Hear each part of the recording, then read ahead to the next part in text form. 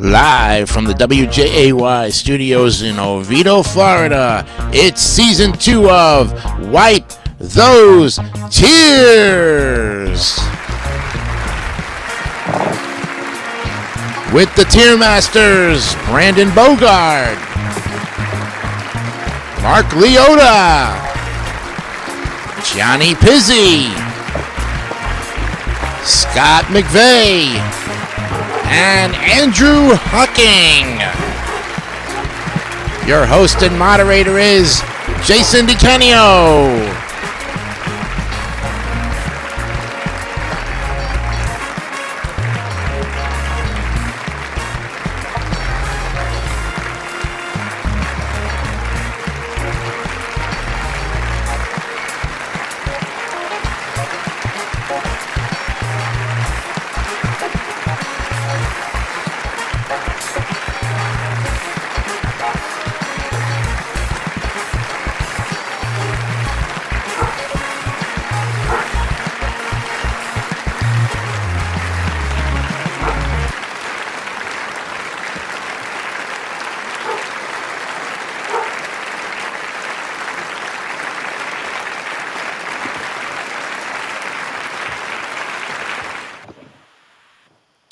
Okay, good evening and welcome to the 46th episode of Wipe Those Tears. It is Wednesday, February 12th, 2025, and happy Valentine's Day to all of you, a pre-Valentine's Day. And it's nice to have back Scott Seffy McVeigh back on the panel. Yay! I'm back. Yeah. That's for sure. Scott took a couple weeks off to regroup and play some game shows and get himself working up there as one of the top game show contestants on MVG. And right now you're the champ of Sale of the Century. That's right. Among other things, I'm also currently the champ on the Barry and Enright Cup right now. And a 3-game winning streak so far on that. Wow. And I still host my own game show Thursday nights on MVG. It's the classic MTV game show Remote Control. So there you go. So you got an itinerary that's keeping you busy. Yes, I am. Yes. All right. But we've got time to do a couple hours here on the show, and this is episode 46. So if you guys are all ready now, we're not going to spin the wheel tonight. I pre-spun the wheel, and it came up with Who Am I? So that's who we're going to be doing later on the race.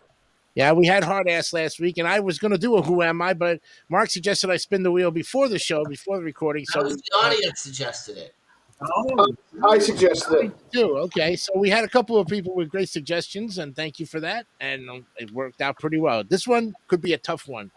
But anyways, we're going to go ahead and get to the rules of our game, and that way we can all start and get as many our games as we possibly can. So good luck to everybody. Here are the rules to Wipe Those Tears.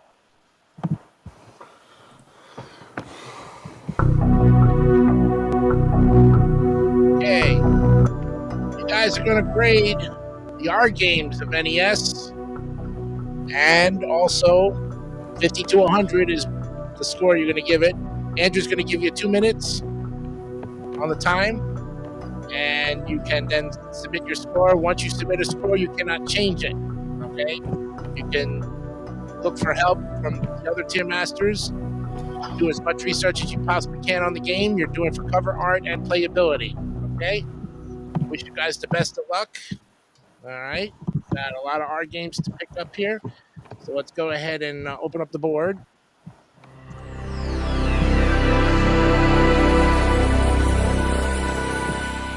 Okay, we're gonna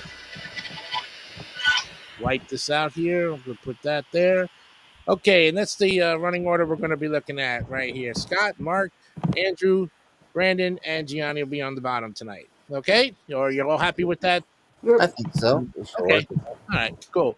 All right, first up on this 46th episode is a boxing game called Ring King.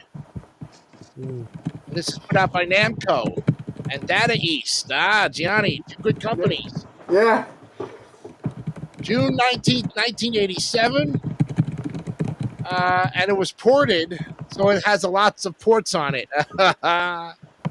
It had surpassed 250,000 copies in the United States by '88, for which it received a Platinum Award for the Software Publishers Association in August of '88. Wow. Yeah. Okay. So the game continues the series theme of comical sports as the player takes on the role of a boxer who makes his way from his debut to become a world champion. So it's almost kind of like Mike Tyson's Punch Out, regular Punch Out. This could be Punch Out 2 or 3, depending on how you look at it. You know? And I guess it was in the arcade. So Scott, you're right up there. So Scott, we'll start with you with the Ring King. Yes, I do remember this game here itself. Now, unlike Punch Out, where you were behind a boxer constantly, this one you actually got to move around here. Actually, so you can actually move around. You can actually go around your opponent here, turn to that way as well. So that way you can punch in like 4 different directions here as well. That way too. And it was actually kind of interesting. Of course, it also had very large-headed boxers as well, though. But all of them, it looked like they had the same body type and all that, just a few pellet swaps. Other than that, this was a cute, fun game, though. And the NES version is very similar to the arcade, so I'm going to give it an 85.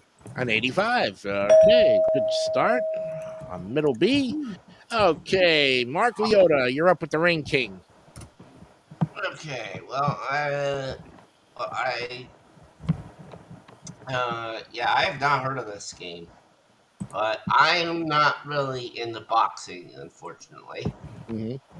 Yeah, so I'm gonna have to get this a 62. Oh, 62. All right, we got a first buzzer of the night. 62. All right, now we go to you, Andrew, with the Ring King.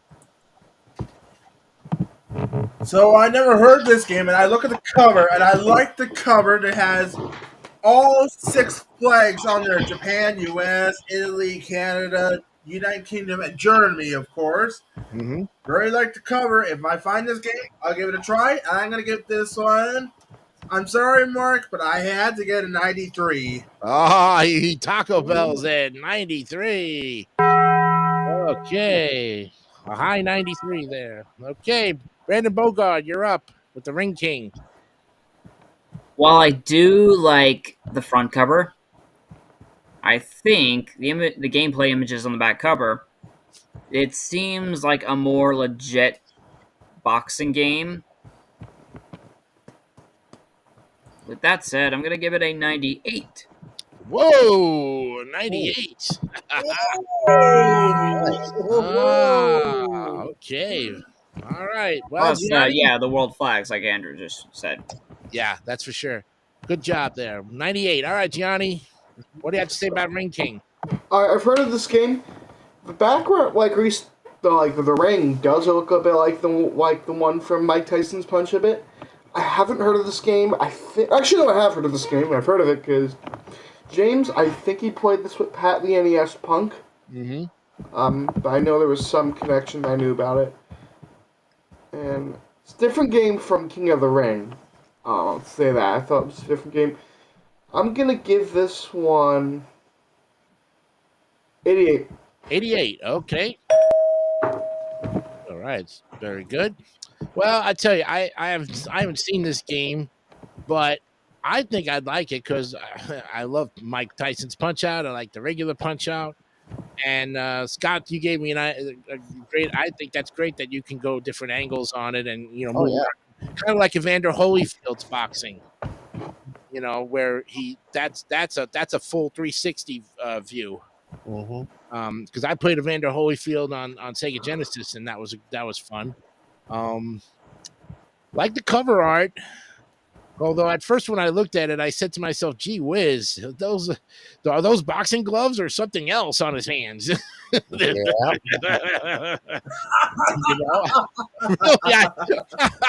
didn't know. I thought they were oven mitts. There you go. Now we're dead. Yeah.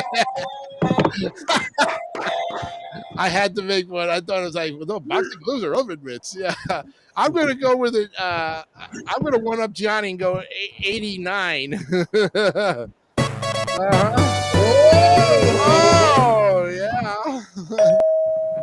That's still a high B. All right, we got our scores in. The 6 scores are ready to go. And let's see what the average is.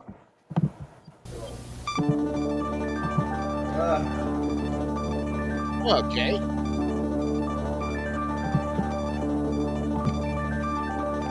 Oh, it's going in the B tier for tonight on the first one. Good job.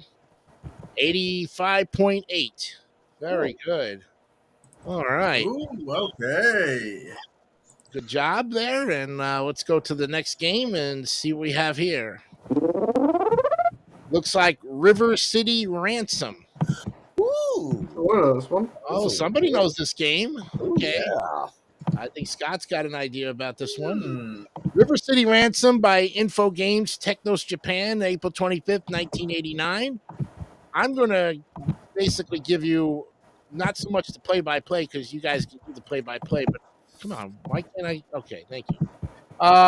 Known as Street Gangs in the PAL regions, it's an open-world beat-em-up video game originally for the Nintendo, and it was developed by Technos Japan, released in Japan on April 25th, 1989. It is the third game in Technos' Kunacon series, preceded by Renegade and Super Dodgeball. Oh, yeah. It's a beat-em-up game with the action role-playing elements. The game is non-linear, allowing players to explore an open world in a sandbox manner. And the fighting style is similar to Double Dragon in that the player can move freely around the screen while pressing buttons to punch, kick, or jump. Let's see. What kind of recognition did it get? Outside of Japan, River City Ransom was not highly successful when initially released, but due to its unique gameplay and sense of humor, it is today considered a cult classic. This cult following, combined with the game's character and humor-inspired parallel works. Okay. I think that, they gave it a 6.9 GameSpot and a 4 out of 5 GPA version. GameSpy gave it that one. Also has a legacy. Lots of good stuff. Okay, Mark, River City Ransom, you're up. Yeah, I think I've heard of this one. I haven't played it, though. I don't know if there's if they did a remake of this recently or what. All right, 88. 88, okay. Good job. IB there. Okay, Andrew.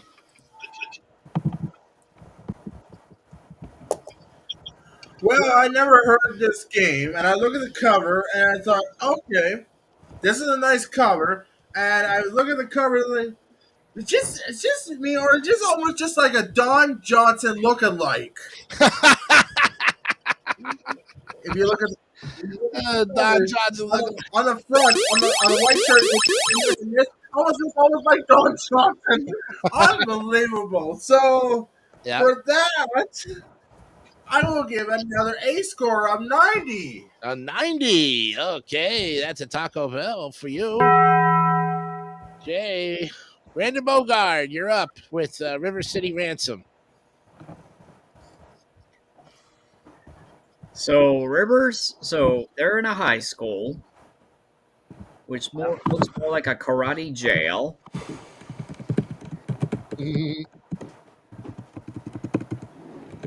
And it looks like they're holding perhaps like broken swords. And then on the game, when I'm talking about the front cover, on the gameplay images on the back cover, they look more like chibi Lego versions. But at the same time, I'm still going to give it an 86. An 86. Okay. You got that. All right. Very good. Still a very respectable B. It's in. Johnny, you're up with River City Ransom. Never played it, but definitely heard of it. What I'm seeing from cover art and all that, I'm going to give this one 88 again. Oh, going to double up. All right. We got a double. And with an 88. It's a very popular score, yes. Scott, you're up with River City Ransom. Yeah. You actually said this earlier, Jason. You said it's a cult classic, and there's a dang reason why. Hmm. This is the one that launched so many different versions, different types of games, though, seen on the Super Famicom and all like that. Mhm. Did you know that the games like Super Dodgeball and other games like that were the same art style because it's the same game universe and everything like that as well? Ah, Because of the cult status and the fact that this is a game where you can basically shop any store, you get 100 from me. whoa, 100. There you go. Perfect score. There we go. That's what we call that's what we call the Scott double special. Instead of the Scott special 75, he gives it 100, ups it 25 points more. Yes, there you go. There you go. There you go. Well, I tell you, look, I played Double Dragon before. In fact, I love Double Dragon. Double Dragon 2 is my favorite, but I've never played this game. But I guarantee you, I probably would have fun with it because if you can beat them up at any time and you have free range of motion on your character, yeah, these guys look like they just came out of a sweatshop and just ready to beat the crap out of some people. It just came from the gym and it's like, yo, Tony, Anthony, Tony, what are you doing? Oh, I'm not much there, John. Okay, yeah. Tony, I would call them Tony and John, two Italian boys. Oh, well, the back cover says their names. Oh, what's their names, by the way? Alex and Ryan. Okay, close enough to then Jimmy and Billy. That's close enough. Yeah. Alex and Ryan, huh? Okay. Cover art looks great. I'm with Scott on it. We'll double up and perfect score it. Ooh, nice. There you go. We'll do that. Where are you? There you go. 100 points for that one. Yep. Okay, let's go ahead and get the average of this great game and see where it falls. Oh yeah.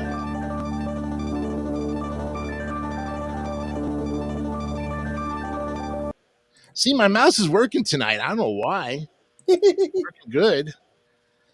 No. It's got an A, 92. There it goes. You got it, guys. Perfect score. Nice. First A tonight.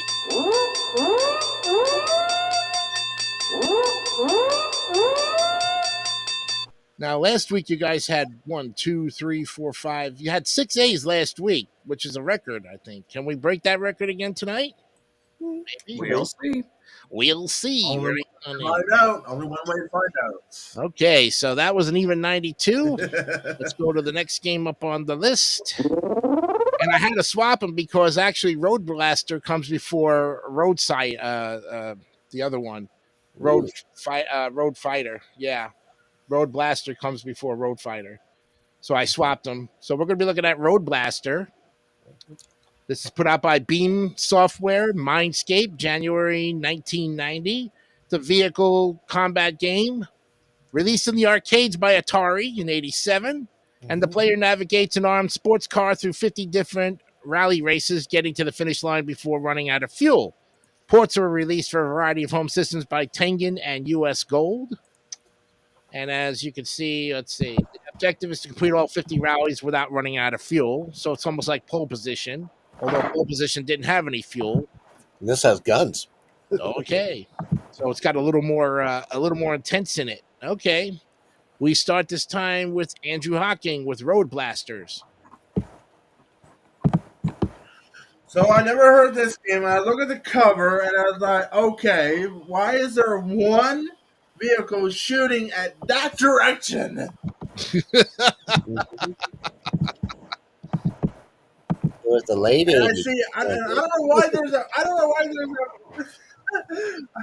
So I'm gonna get this on 90 again. 98. Oh, wow. Another Taco Bell for Andrew Hocking. Hey, he starts it off really good there. Brandon Bogard, you're next with Road Blaster. So I do like the way the gameplay images are designed. And I like the front cover, too. It looks like a comic real-life style. Comic combined with real-life style. Mm-hmm. I just wish on the gameplay images that there was a little bit more detail. But so far, I'm really liking this. 96. 96, another taco. All right, that's 2 A's. Not hundreds, but it's still A there. Okay, Gianni, you're up with the Road Blaster. Okay, I do like what I'm seeing here. Definitely a little different from a lot of what you're seeing in a lot of the other racing games. Yes, the whole bar looks, taskbar or whatever looks like, or dashboard looks like, kind of similar to Rad Racer, which we're gonna. But I still like this. I'm gonna give this a 91. 91, another Taco Bell. Okay, we got it. That's 3 A's. And one up of me, and one up of you. Yeah. No, because that was 96 and 98. That's not no one up. That's Yeah, 2 ups. No, Yeah. I said 90 before. I thought you said 98. 90. Whatever. We know what it was. Andrew, I thought you said 98. I'm sorry. I have 98, actually. So you're still in the A's. Oh, you went 90. It's not going to matter. You still gave me an A. That's fine. The score is locked. 98 is good. All right, Scott. Sorry. Oh yeah, I love this.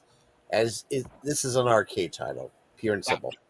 And I've learned a few basic things. Number one, when this first came out in the arcades, there was a contest to see who can make it to level 50. Because you were given a special code that you can write down and mail in to win a T-shirt to prove that you actually beat the game. Second, even though there's guns in it, if you're accurate, you can actually build up a multiplier to increase your score completely here as well. Though once you miss a target, it goes back to like 1x, but you get up to 10 times your score. Each thing you hit though with your guns and all that too. Yeah. And the fact that there's special weapons added to the game here, and some characters that are pretty amazing. Plus, also the fact that you have to be very close and accurate with driving so you can get all the fuel cells here and not run out of gas. That makes it all the strategy and all the fun. And as an arcade lover, this is another 100. All right, another 100 for Scott McVeigh.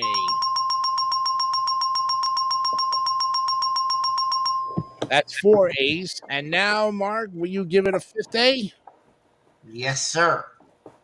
What's your score? 100. You double up on it. Okay. All right. I'll take it. There you go. Okay.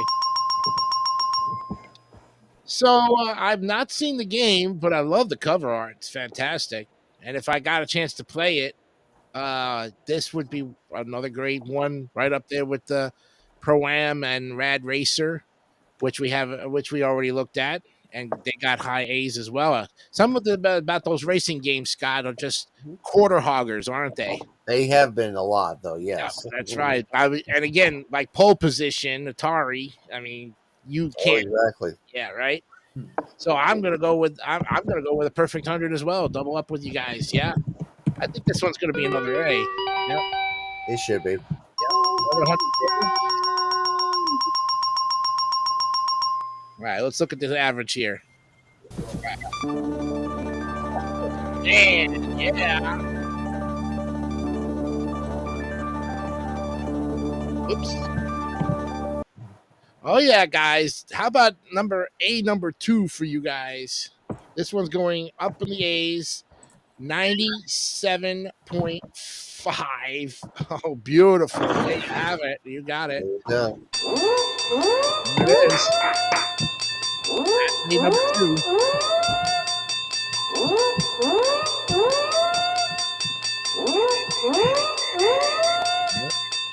All right. Nicely done, guys. All right. We're going to take the first break of the night.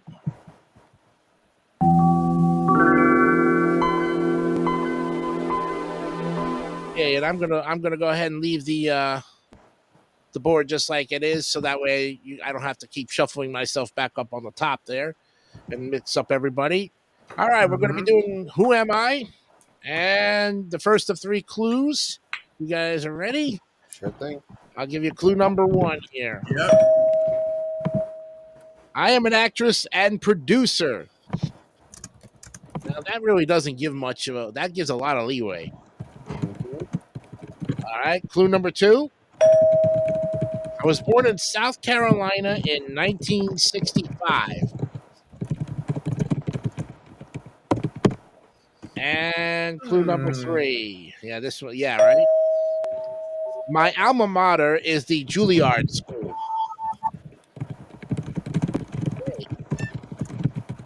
Those are your first 3 clues. Huh. I know, right? That not much to go on, and not much of a giveaway in those first 3. This one's going to be interesting. All right, does anybody need to take a break, go to the bathroom, get a drink? I'm going to the bathroom real quick. Break already. Okay, so Gianni's going to go run to the boys' room in just a minute here.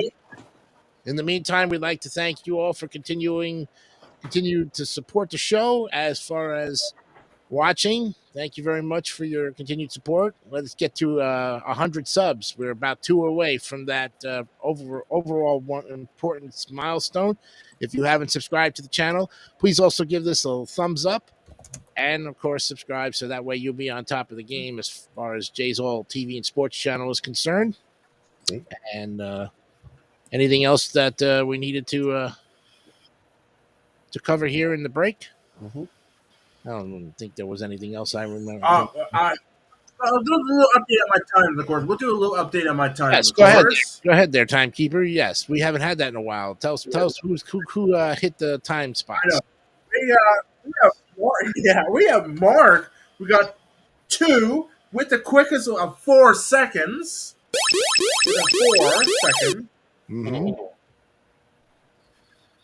Canyon, New Jersey, has finally got on the board at number 1. Well, Johnny got that one. Okay. Nicely done. And of course, there's more results when we get back to our episode. Cool. Okay. Back. Very good. All right. And speaking of King, New Jersey, is Johnny. You got one. Yeah. All right. Johnny got one up on the board there. Mark got one there, and we're ready to go and start up for the next half hour. So good luck to everybody. Let's resume.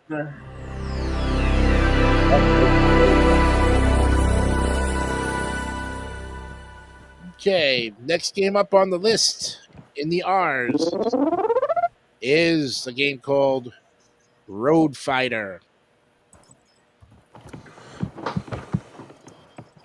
Okay, Road Fighter is put out by Konami. Aha, Palcom Software. Gianni, Konami. Aha, July 11th, 1985. And it's a racing arcade video game. Scott, another racing game. Yeah, this is true, though. Yeah. Released in 84 for that. And the first racing game from the company. The goal was to reach the finish line within the stages without running out of time, a.k.a. like pole position. Right? There was a lot of ports to it. And in Japan, Game Machine listed Road Fighter on their January 1st, 1985 issue as being the most successful table arcade unit of the month.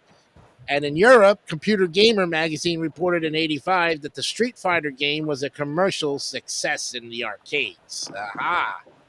It also had another legacy stuff with like Konami GT, Midnight Run, Road Fighter 2. There's a whole bunch of other things there in their legacy. So this one has a lot of history to it, and it's probably celebrating 40 to 41 years right now. Okay, starting with Brandon Bogard with Road Fighter.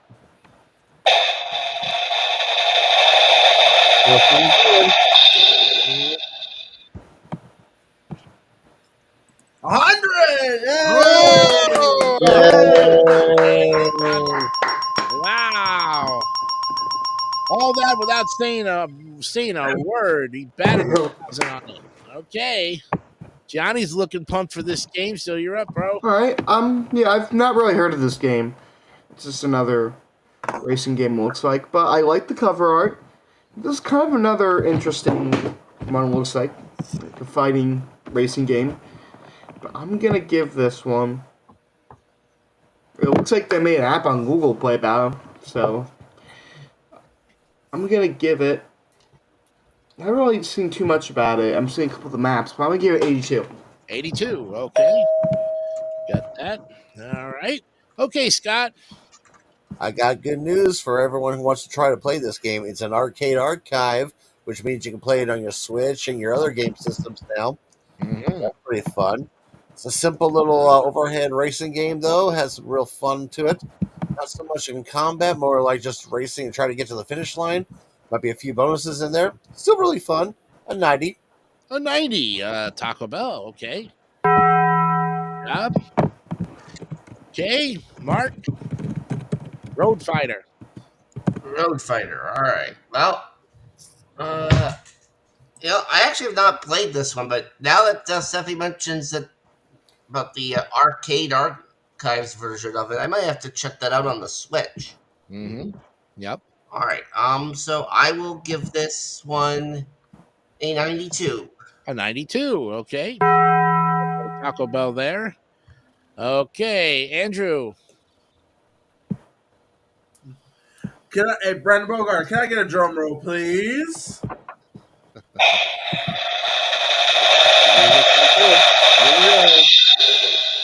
What do you got? 100. Oh, he got it. Perfect score. Oh. I like your reveal. That is cool. Like magic. Twins. Light it up. Yeah. Pull the tab. Yeah, like on Magic Tower. Okay, we got those in, and now Road Fighter. I tell you, if I guess this one, Scott, you could say this was competing with Pole Position because they came out about the same time, 84. Well, not really. Pole Position was 2 years before then. Oh, really? I thought it was 84, but I'm thinking of the cartoon when Yeah, you're talking about the cartoon series that came out with the rest of the other Yep. video game cartoons there as which well. was still cool in my time. I thought that It was, yeah. great. Yeah. So okay, so this was 2 years later. So you could say Road Fighter is like almost like Pole Position 2 or 3 or Not really. Like I said, since this is an overhead game, this is a lot different than Pole Position, which was behind the car and all that there as well. So there you go. gotcha. Because they It's said kinda something like about the it being a similar to- table game too. Could be, yeah. Yeah. Like I said, Like- there was other types that are similar to this as well. Okay. I like the cover art. Nice with that red flashy race car on the as the main thing, and then there's cars all around it, but you're focused right on that red car, and Pretty much. logo is great. Love it. I'm gonna go perfect as well here. Double up and give 100. Yep. Going with Andrew. Well, we got a couple of A's in there. All right. Let's go ahead and average it out. Yeah.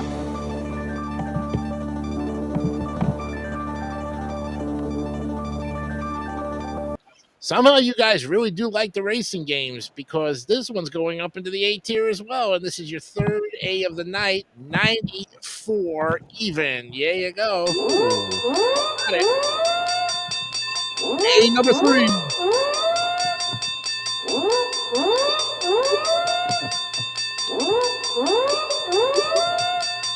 Okay. You're halfway to beating the record, to tying the record of 6 A's in the night, and it's still early. All right, let's see what happens. Next up, whoa, a familiar one to all you guys out there who have followed the series, Robin Hood. And the Prince of Thieves. Yes, Robin Hood, Prince of Thieves by Sculptured Software, Virgin Games, and Mindscape. Gianni. Oh yeah. Yeah, November 1991. I guess this is based off the movie. Yeah. That was based off of the film of the same name. Pretty much. Featured the game was featured as the cover game for the July 91 issue of Nintendo Power magazine. But the issue was notorious for the fact that the game was not released until 4 months after the issue was released. There are several modes of gameplay, and of course, the game opens up in an Arab prison in Jerusalem, if you followed the movie. And Power Unlimited gave the Game Boy version a score of 83%, commenting, Robin Hood, Prince of Thieves is, of course, based on the movie, but not as bad as many other such games. On the contrary, it is very exciting and adventurous. It is a pity that the figures in the game do not look very nice. What do you expect? It's 8-bit. If it was 16-bit, I think they would have probably said something a little more positive. Probably. Yeah, probably. I would think. Okay, we now go to Gianni with Robin Hood, Prince of Thieves. Have not heard of this one. Ooh, Yeah. I mean, I know about Robin Hood. you know the Knew movie. about the movie. Yeah. Don't think AVGN has played this one, but he probably could if it was a movie game. Yeah, but you know how he gives such bad reviews like I E.T. know. Raiders of the Lost Ark. And I'm not really seeing much info on this one from what it looks like. I'm gonna. I think you can get an overhead view. Look somewhere. What was it? I think it's Ikari Warriors, I believe. Oh yeah, Look somewhere James too. Nemesis, Akari Warriors. Yeah. Yeah. I'm gonna give it in the low 72. 72. Okay, still a passing grade. All right. Okay, Scott. We go to you now with Robin Hood, Prince of Thieves. Okay, I've never played this one either, though. To be honest, though, looking at the listings here, I'm Did you seeing see the movie? here. Not really, no. But I have seen the parody of this movie, which was Robin Hood Men in Tights. Yeah. The parody of this movie, which is even funnier, though. And I love No, the it wasn't. And of course, the best one in that second movie, unlike other Robin Hoods, I speak with a British accent. Like Kevin Costner. There you go. Right. But the game itself, it's okay. As we mentioned, it looks like it's got a lot of overhead, but it's also got some side scrolling where you're fencing and all that. It looks pretty cool. But I can't really give it much, though. It doesn't look that great to me. I'm thinking I'm only doing. And the cover, it's just a silhouette. 75. The Scott Special, 75. Yep. The average score, 2 C's so far. Okay, Mark. Robin Hood, Prince of Thieves. All right. Well, I don't think I've ever played anything involving Robin Hood, although I have heard of the character.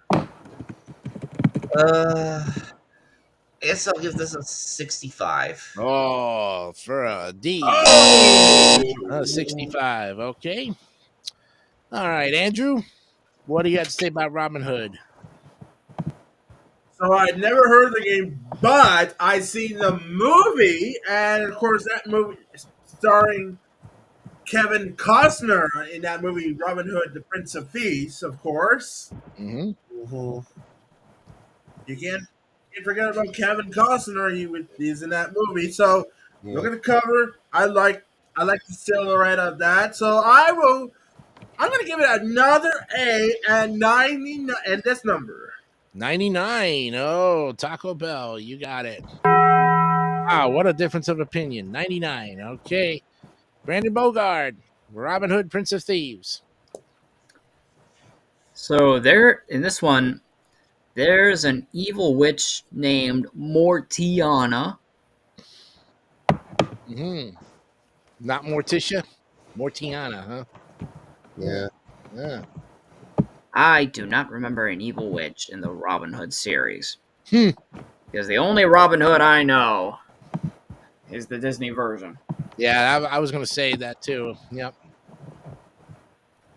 Plus, King Richard the Lion. Lionhearted, but to get that. Started, yeah. That's the lion's name, King Richard? Yep. Huh. King Richard Karn, King Richard Dawson, King...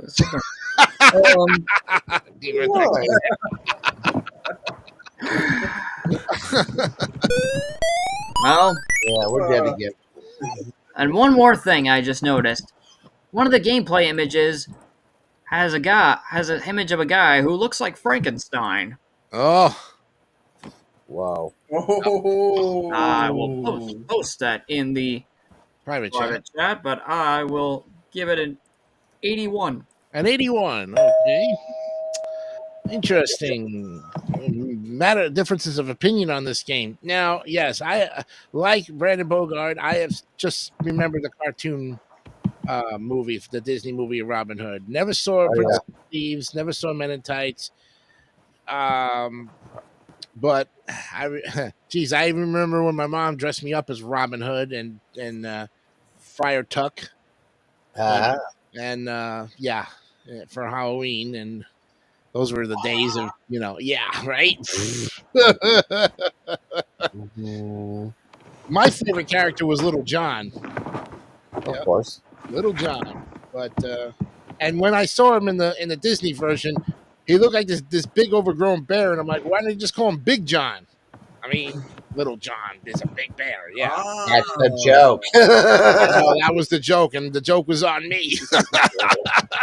It would be more of a Smoke joke. weed every day. Yeah, right. You know what would be Uh, more of a joke? yeah, well, I mean, I was 5 when the No, story. no, no. I'm asking. You know what would be more of a joke? What? If Little John went to a John.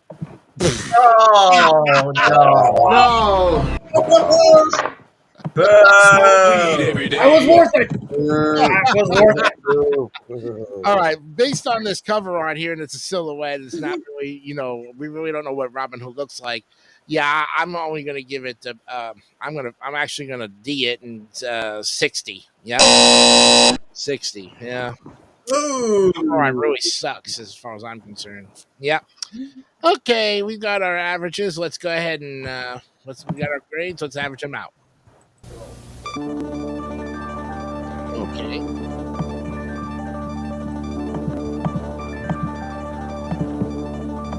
All right, this one's going in the C tier, right here, 75.3. Okay, very good. Still a passing grade, but a couple of D's in there that brought the score down.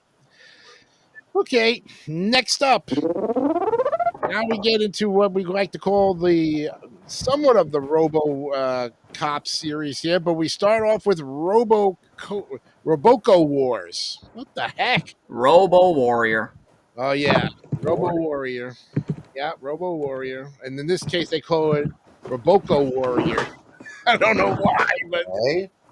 is that right? No, that's the. Oh, Robo Warrior. Yeah, down here. Okay, it's below it. Okay. This one was also known in Japan as Bomber King. Bless you. Thank you. Action puzzle video game developed by Hudson Soft, co-developed by Acom in what was the year? I can't even remember.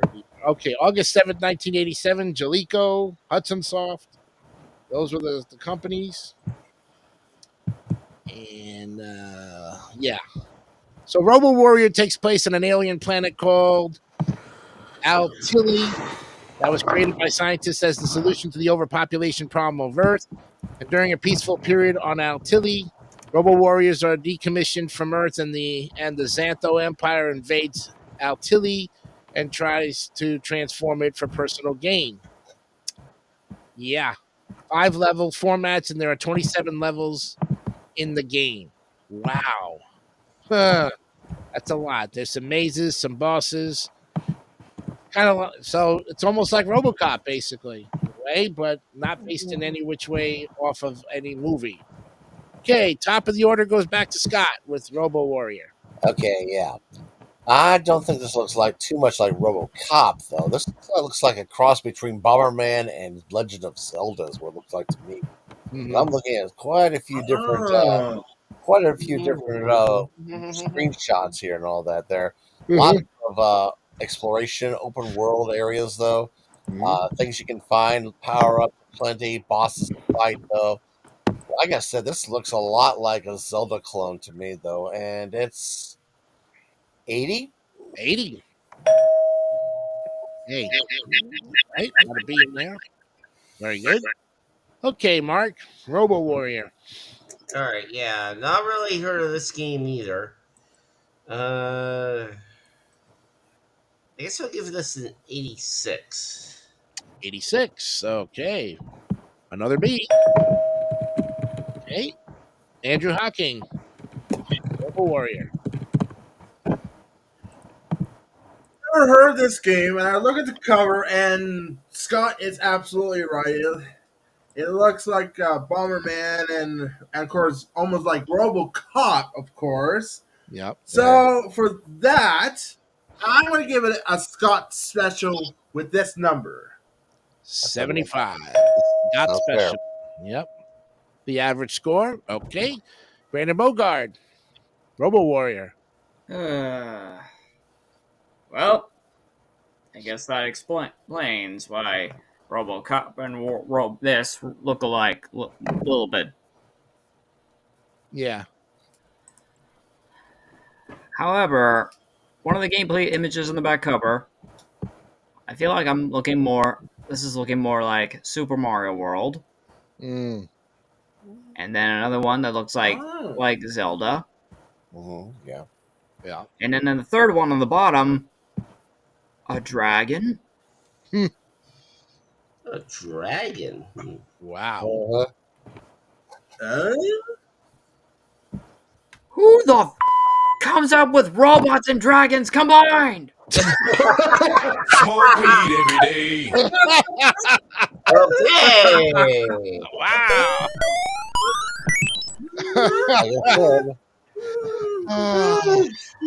Now you know about a guy who puts his 2 cents in, for sure.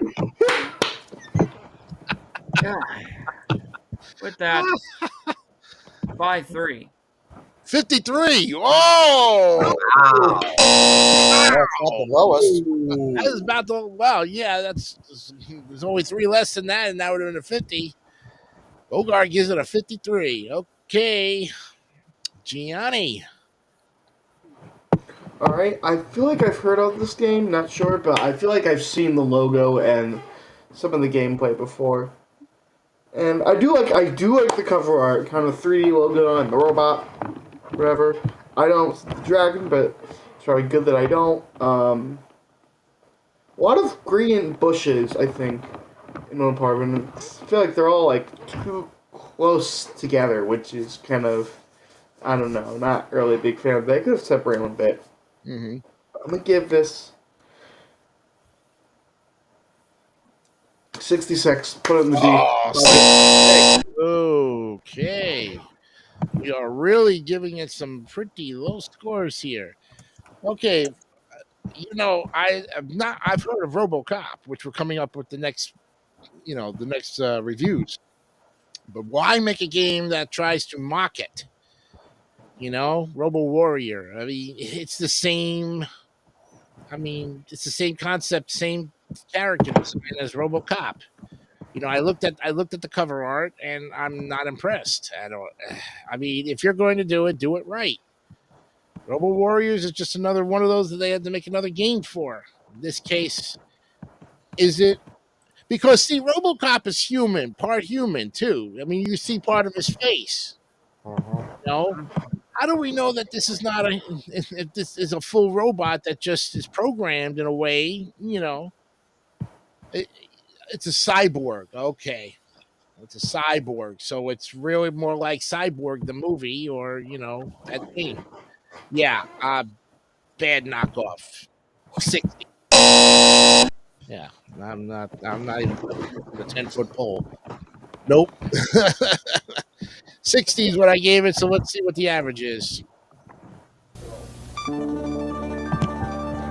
Whoa.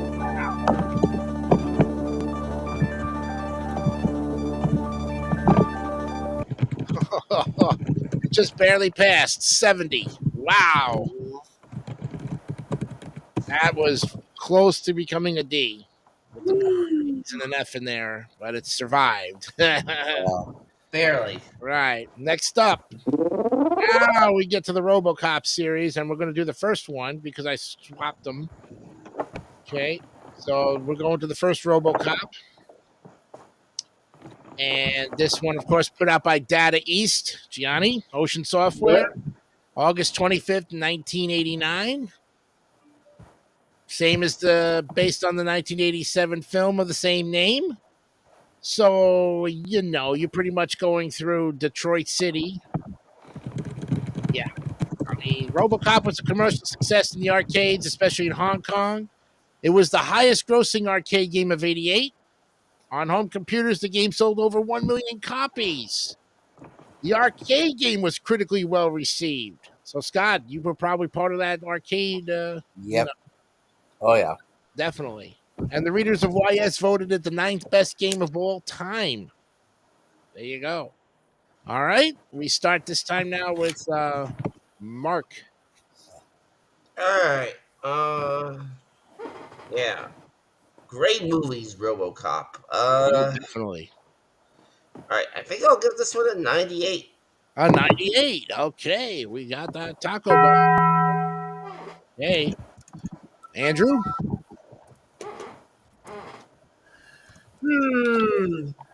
Can I get another drum roll, please?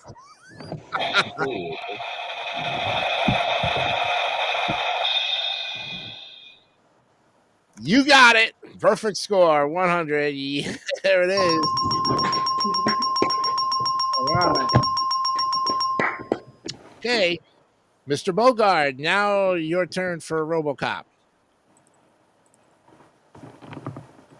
There's 2 gameplay images is on the back cover. No, take it back. 3 gameplay images on the back cover that don't seem that close to RoboCop. Mm-hmm. Oh no, I was right the first time. It is 2. So yeah, something that looks like a Mario level, and then something that looks like Aladdin level combined with Zelda.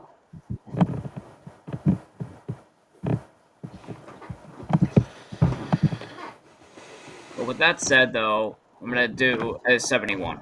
Ooh, 71. Okay. All right. Well, it's already locked in there, so 71 it is. Okay, Johnny. Oh, this is Robo. This is the first one. Oh, first one. Okay. Yeah. Never seen. I will say I've never seen the movies. I mean, I know about them. I knew there were games. Yeah. And I don't know if he has done this. I don't know. Oh He might yeah, have. It's probably James mentioned it. well done RoboCops. Oh, he has. Okay. Yeah. Yeah. In fact, he did all 3 in the one episode. Oh, and AVGN. Yes, he did. Oh, actually, no. I do. I remember this one now. Yeah, this is more of a newer one. I do. I kind of remember when he posted this. I never watched it yet, but I do like this. I do like the color, like a little bit of the color color scheme of the character that you play. Mostly like kind of greenish, so light green, mint, kind of cool. And I'm gonna give this one 86. 86. Okay. We got that. Okay, Scott. Okay. Now I remember the arcade version, and this first game was kind of similar to it. There were some differences, of course, because of limitations, and they had to change the game up a little bit, though.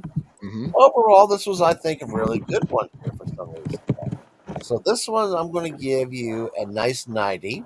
90. Okay. Taco Bell. Very good. Okay. Now, I have played this on the Commodore. It's the first time I saw the movie. Great movie. Drop it. Dead or alive, you're coming with me. Yep. Great movie. Love the Commodore version. Never played the NES version, but I bet you it would probably be the same based on the Commodore 64. Great movie. Great poster. Great cover art. 100, please. Oh, Mr. D'Agostino. Yes. Score. Okay, got our scores in. Let's average it out. Oh yeah.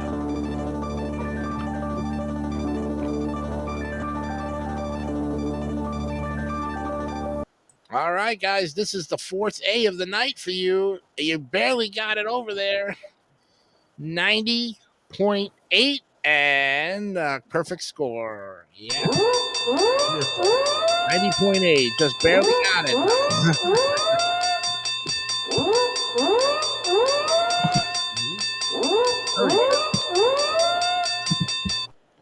Okay.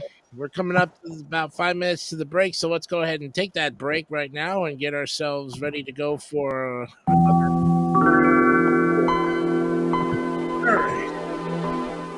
Okay, we're making good pace here. All right, we're ready for the clue number 4. Not that, that's wrong. The wrong sound. Clue number 4, please. There we go. I made history winning 5 Screen Actors Guild Awards. Okay. Yeah, I know, right? Tough one. Clue number 5. I received my Hollywood star in 2017. And clue number 6. I won an Oscar for my role in Fences. All right. Those are your 3 clues. You got 6 so far. Anybody need a break? I'm good. Okay. Timekeeper, how did we do that this half hour? We got Brandon Bogart. We got 1. Yeah. Brandon Bogart. Cool. I also got 1 as well. I got 1 as well on the 7th one for 5 seconds, of course. And Mark got 2 more on top of it. Wow. Okay. Very good. And more updates later on. Back to you, Jason. Thank you very much, Timekeeper. We're going now back. Everybody ready? Okay. Okay. I didn't know if we needed. Yes. Okay. Good. Okay. All right.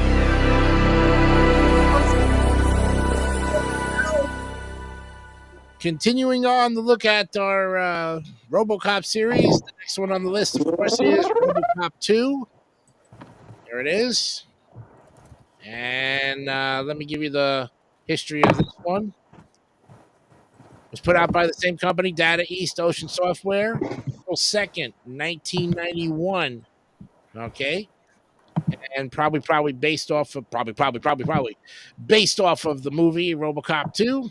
Yep. Hey, are you okay? Probably. I'm repeating myself with every probably. Yeah.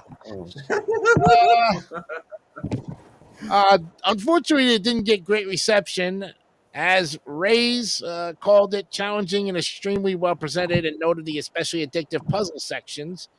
The group called One, the Amiga version, considered the game to be an improvement over its predecessor, particularly for its platform-based gameplay. However, the One noted that the game omitted several notable sequences from the film. Oh, poo! Really? Okay. Uh-huh. So, I mean, you can't have everything in these games, otherwise, they won't be true to its film or its storyline. Okay, we're going with Andrew Hawking with RoboCop 2. So once again, I never played the game, but I saw all 3 before the video games come out. So once again, get ready for the perfect score at Taco Bell. And 100, there it is. Well, you get a ding ding ding ding ding instead of a Taco Bell because it's a perfect score. Andrew, there you go. You got the 100. Yeah. And now we go to Brandon Bogart, RoboCop 2.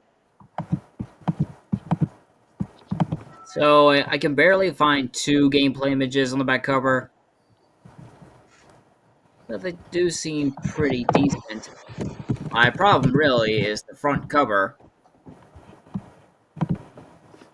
The main character has an actual mouth. That said, I'm gonna give it 87. An 87. Okay. All right. Johnny, you're up with RoboCop 2. Okay. Good cover art again. Looks like something you see in the movie. I see somewhat of a difference, I think, with the game compared to the second one. Definitely, the graphics look a lot more improved, and I do like it. I'm gonna give it 91. 91 with a Taco Bell. Okay. Scott, RoboCop 2. Okay, this is different. This is actually different. It's more of a platformer than your first game was, though, and all that there as well. Yep. Sure, there might be objectives of trying to get rid of all the drugs and try to arrest all the criminals, and there's just way too much extra color compared to the first game. The first game did the good job in recreating the grittiness of the movie series. This one decided to go with Dayglow colors for some messed up reason, though itself. Plus, remember, it's Ocean Software. They're not that great at making certain titles, though, even though they try hard. Mm-hmm. It's not as good as the first game. I'm sorry. I've got to give it a 70. 70. Still passes it. Okay. All right. And now we go to Mark. All right. Well, I will give this one an 83. An 83. Okay. All right. Very quick on the draw there with his decision. Well, I tell you, I didn't see RoboCop 2 nor RoboCop 3 in the movies. I just saw the first one. So I'm going to have to go back and look at those other two and see if they were worthy of their, of what they, if they were worthy of their true storyline. And although the cover art on this one, RoboCop looks very, very deep and dark and looks like he's been overpolished. Movie poster is great. I'm going to give it. We give it 95 in a Taco Bell. Yeah, 95, not 100, because there were some flaws. The sequel always has some issues, most of the time. Okay, we got our scores. Let's average it out.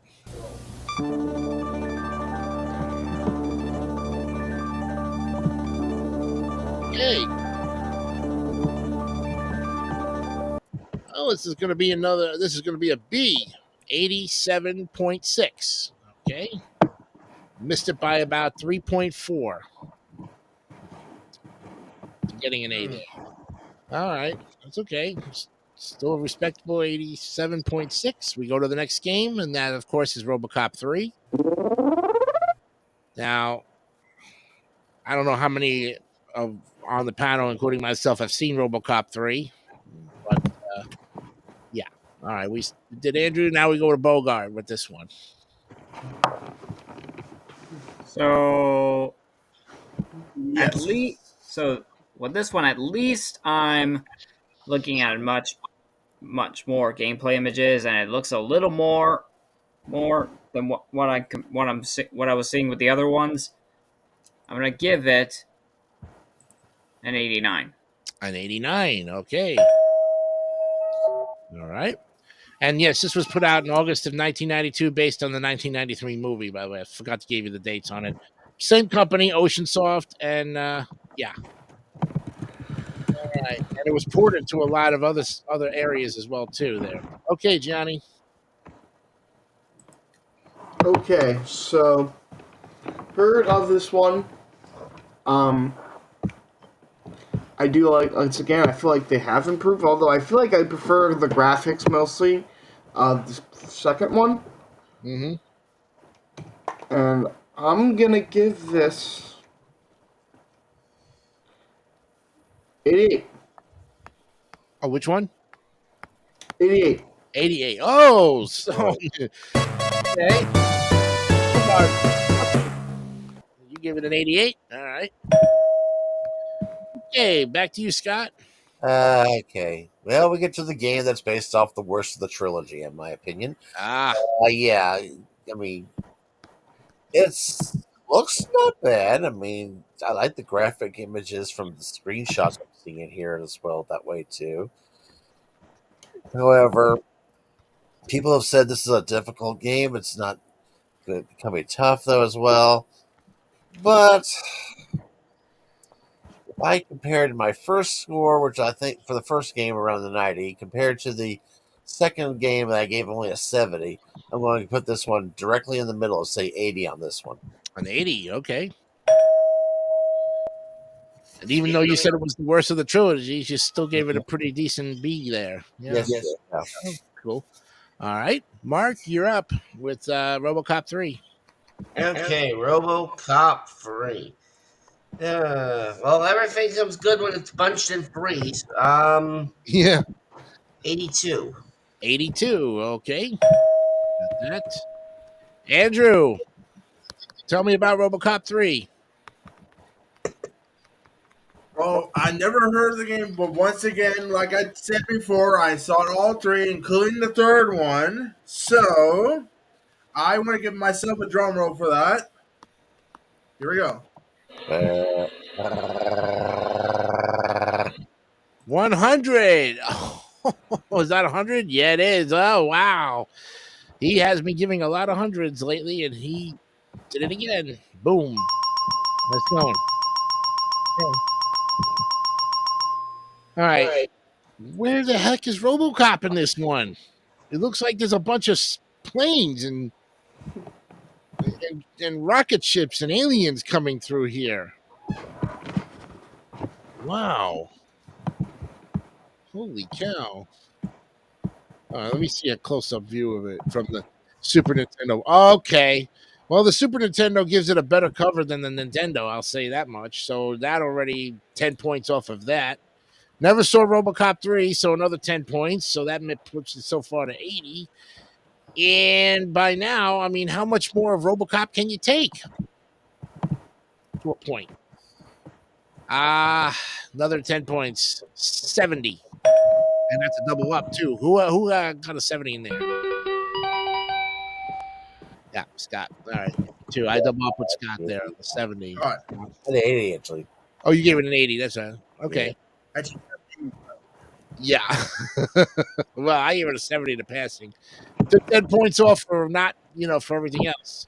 Let's average it out.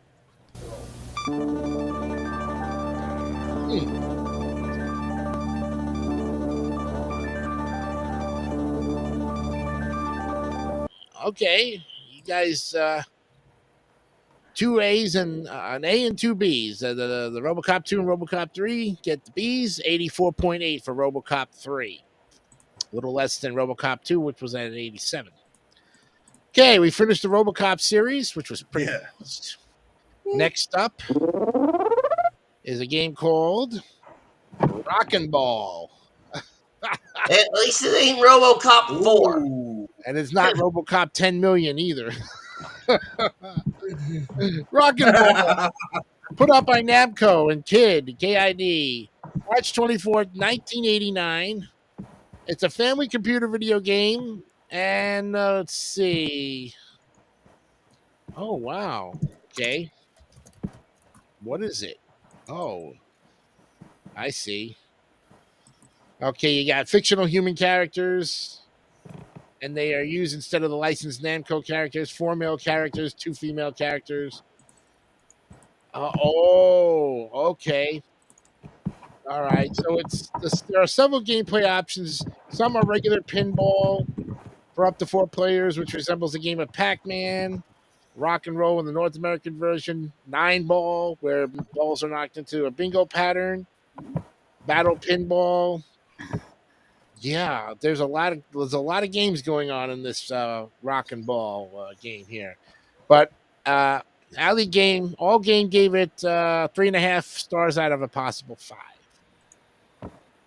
So, okay, we now go to the Bogard, right? Or Gianni? No, Johnny. Johnny, you're up. Sorry. Okay, Johnny. Okay, Rockin' Ball. Have not heard of this one, but definitely a cool game. Looks like. You know what it reminds me of?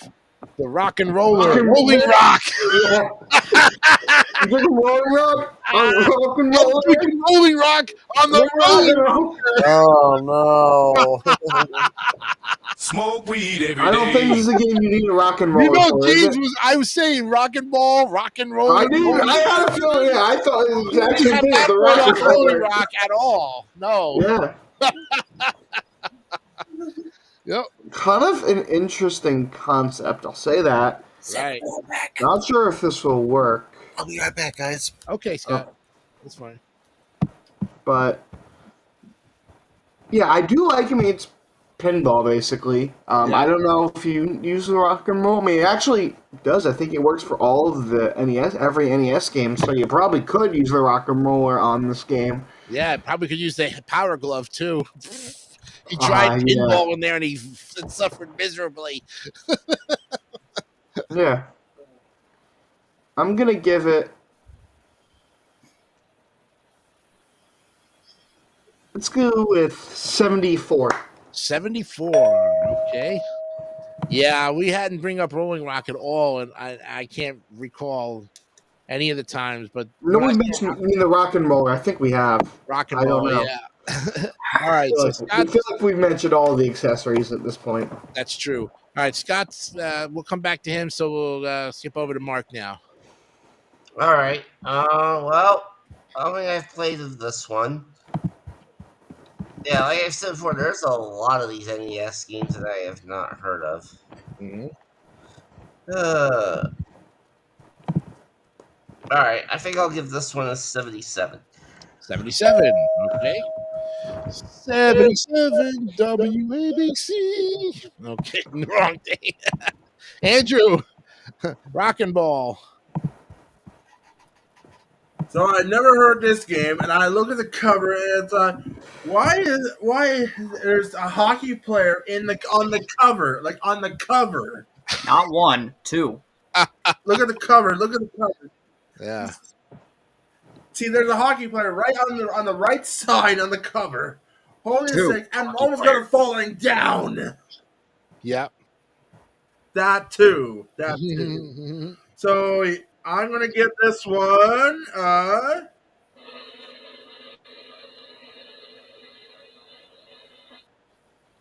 89. Okay.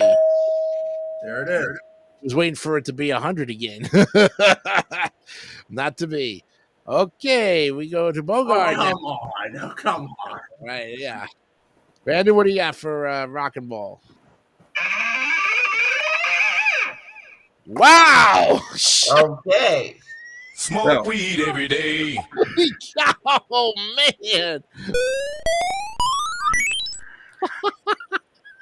Rock and ball. Can you do that again, please? I thought that was funny. Okay, fine. Yes.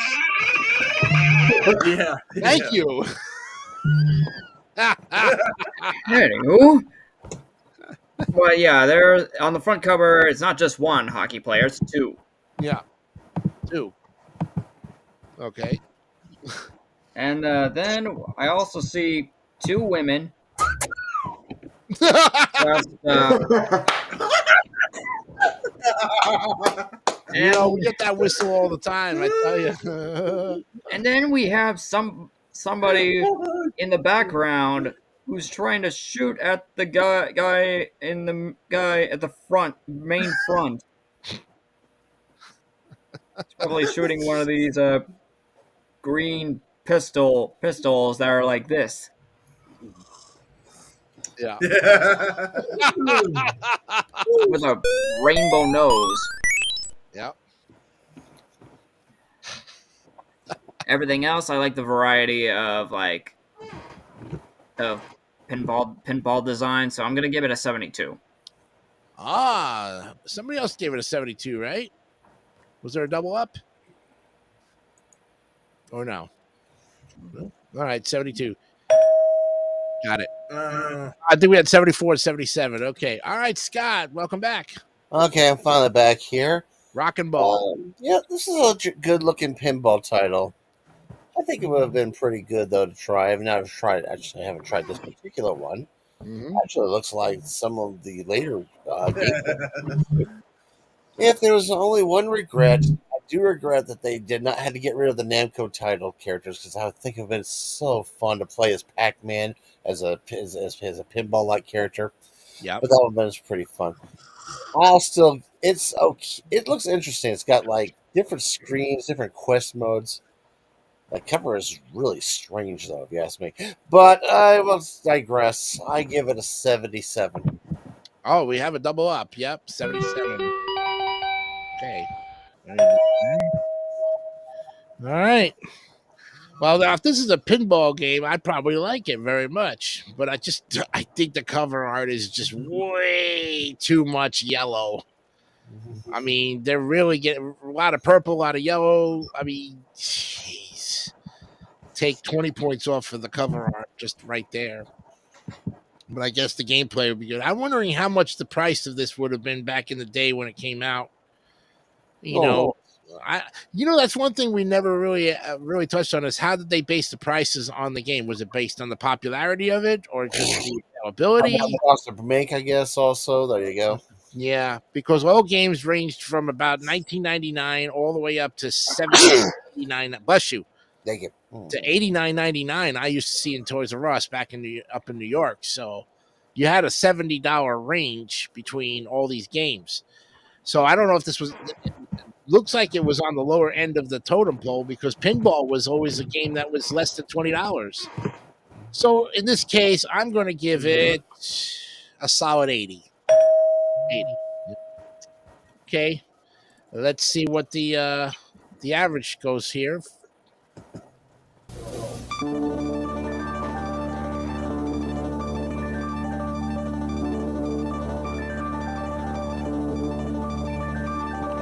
It's going in the C tier. That's 3 C's tonight so far. 78.2. That's actually 78.16, so we can round it up to 78.2. Uh-huh. All right. We've got another game going on here. It's about 10:15. Going. Next up is Rocket Ranger. Oh no! Oh boy, yeah. Rocket Ranger put out by Beam Software, Kemco, June 1990. And looks like there were a lot of ports to this one, so that's good. Computer Gaming World stated that playing Rocket Ranger is like living the experience of the old serials. The magazine praised the Amiga version's graphics and sound, but wished for a save game feature because of its high difficulty and possibility of the game becoming unwinnable from random events. Compute praised the MS-DOS version, EGA and Tandy graphics, and Orson Scott Card in the magazine favorably cited the game's use of a variety of perspectives, interactive arcade sequences, and delightful hokum like the Code Wheel. But they actually gave the Golden Joystick Award to the 16-bit graphic one. And in 96, Computer Gaming World declared Rocket Ranger the 45th best game ever released. Wow. So it got some pretty good reception. But as you guys are looking at it, yeah, Rocket Ranger probably was based off of the movie. Yeah. Well, actually, that's coming up. Okay. All right. Now we go back to the top of the order again to Scott. Yes. This was released by the company called CinemaWare, which is actually known for doing a lot of cinematic games on the Amiga systems and all that. I think this is the same company that gave us like games called Defender of the Crown and Three Stooges title and stuff like that. Yep. This version looked interesting. I never even knew this one existed at first, though, but it looks like it could have been like a Buck Rogers wannabe here. The cover art is pretty cool with the guy trying to fly through the air and holding on to the girl for dear life. I think this would be an interesting game to play. I wonder how difficult it would be. Just by the looks alone, just for the cover art, I like this. It's a 96. 96, Taco Bell. There it goes. Hey, Mark, what do you have to say about Rocket Ranger? All right. Well, I'm going to give this a 97. Oh, he one up some. Oh, wow. Okay. 97. Okay.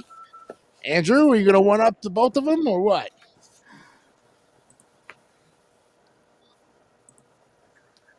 Hold on, thought. Hold the dot? Oh, holding the dot. He's got it. He's got it. He did. Yes. All right, we got a 96, a 97, 98. Now we go to Bogard. Will you give it 99? No. No. Okay, so spoke too soon. Oh. All right. Basically, if I can read this. The 21st century needs you. Across the boundaries of time and space, you have been chosen to save planet Earth from a monstrous alien invasion. Okay. There's the invasion, from what I'm looking at. The people creating this game must have been high. Smoke weed every day. Yep. Yeah, that's exactly what they were doing. Yep. Especially on the front cover. Over. You have somebody who's pretending to be Spider-Man, but he's in space, carrying his Mary Jane. He must have been taking Mary Jane. Oh. And his buddies are in a spaceship. They're flying. They must have been carrying them both. With that, I gotta give it a 64. Oh! Oh dear. Uh-oh. Uh-oh. All that thought. I think Jason crashed. Hold on. I'll do the buzzer for Jason, of course.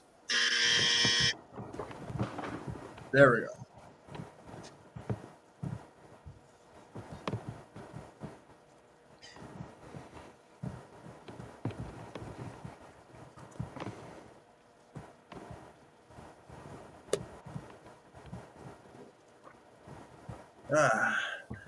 Folks, if you're watching right now, just Difficulties, please stand by. hang in there, all right? So, thank you, Mark. Thank you, Mark, for saying that, of course.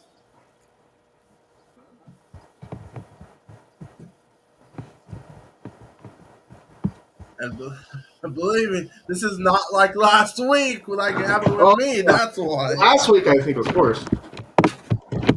And I think I see Jason coming back. Yep, I'm back. Hold on. I'm offline. Hold on. Hey, there we go. There we go.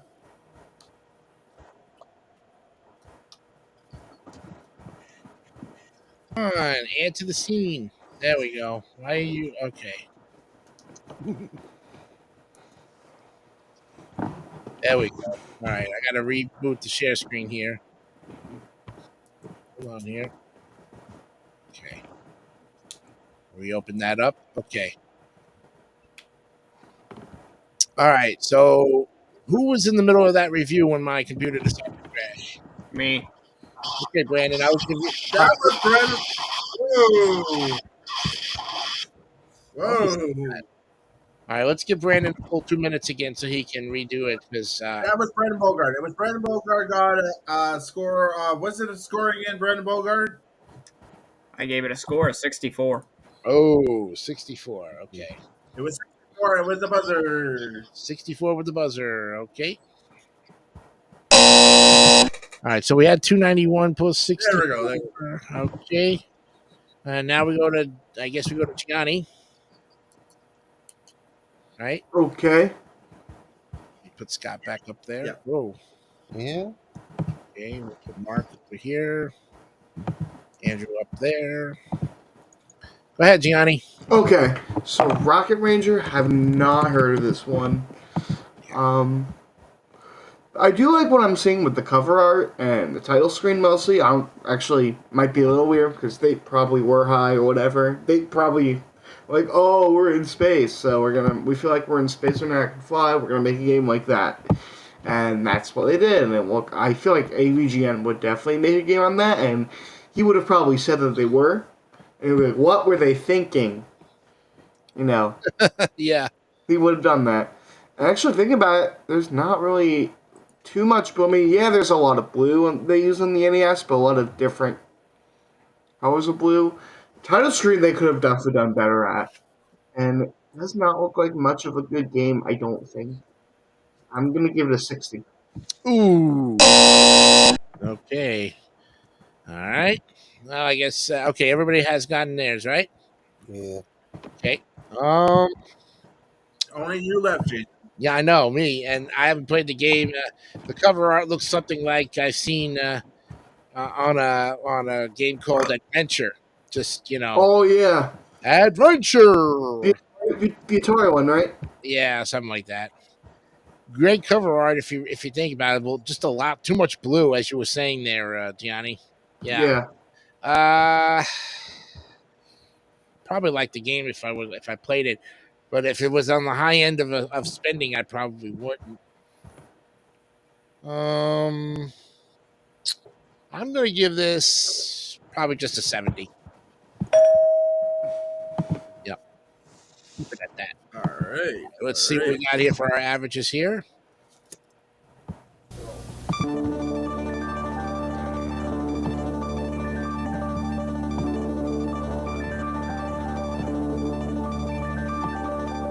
Oh, it's going in the B tier. 80.8. Whoops. All right.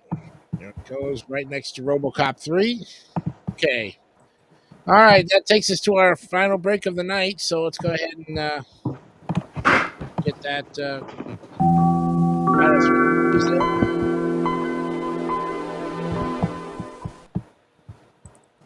My computer crashed, as you probably realized. I was out for about maybe 1 minute. That was the fastest boot up I think I ever had. Thankfully, I didn't have to restructure everything. Yeah. Okay, let's go ahead and get the rest of these clues for you. Clue number 7 on the Who Am I? My husband and I founded QV Productions in 2011. What was the production name? Juvee. That's Juvee. And clue number 8. I play a powerful attorney and professor on TV. And clue number 9 is I play a power. Oh, sorry. My first name is also a classical instrument. Okay, I finally got it. I already got mine to answer in already. Okay. I didn't think you guys were going to get it on the first 3 clues, but I'm glad somewhere along the line it's coming to you. So we'll see what you got at the end of the game here. All right, let's go back. Anybody need to take a break? Nope. Okay. Sure, that'll be good. Okay, we're good. So let's go back and.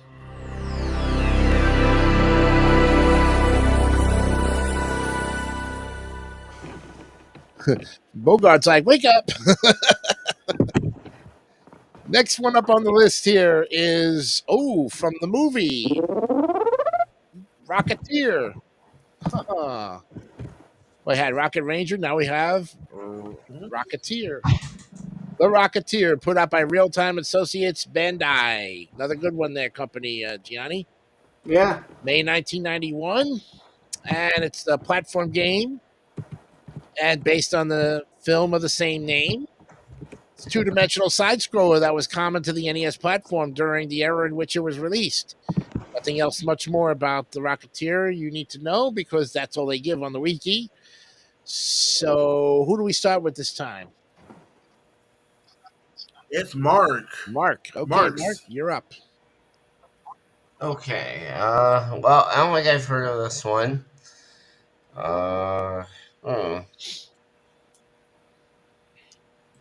The cover art kind of looks a little bit bland, if I'm being honest. Alright, I'm going to give this a score of 70. 70. Passes it, but barely. Okay. Andrew, the Rocketeer. So I never heard the game, but I did see the movie in the early 90s. Mm-hmm. So, and I like the cover, and I will give this one.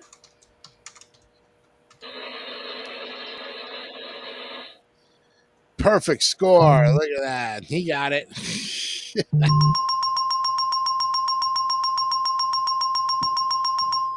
Have you noticed Andrew's been very generous with the games tonight? A lot of hundreds there. Very good. Okay. Brandon Bogard, you're up with the Rocketeer. I gotta read this.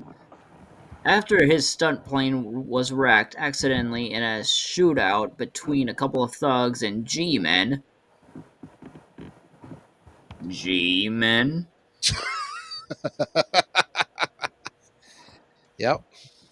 The Hoods had stashed an amazing stolen device in his in his sea pit.